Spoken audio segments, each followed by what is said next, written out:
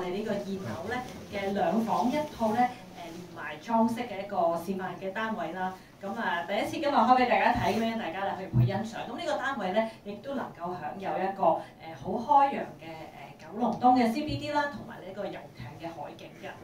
咁講下我哋柏慧心嘅銷情啦。咁我哋咧喺1-2個月之前咧，我哋開放呢個現樓啦開始。咁自呢個開放現樓以嚟咧，我哋咧已經火速咧售出咗141個單位。咁總共套現咧係超過10.8億嘅。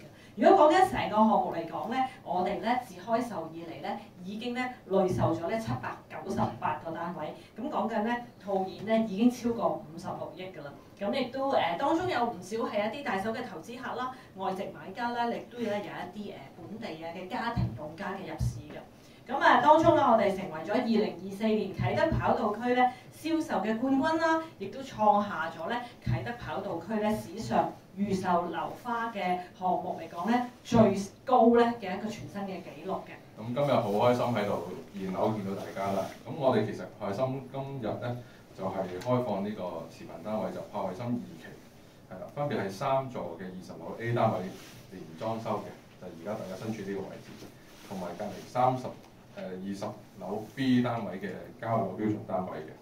而呢2個單位咧都係正向呢個遊艇海景啦，同埋東九龍 CBD 嘅景觀，再加埋有山聯繫，有一個3重嘅景觀嘅。而呢2個單位分別就係451尺，就而家身處呢個位咧，同埋383尺就係 B 單位嘅。呢2個單位咧個佈局都比較市正，同埋配合埋我哋項目嘅森林浴嘅概念，營造出呢個寧靜同埋呢個人肉自然喺生活裏邊嘅一個氣氛嘅氛圍。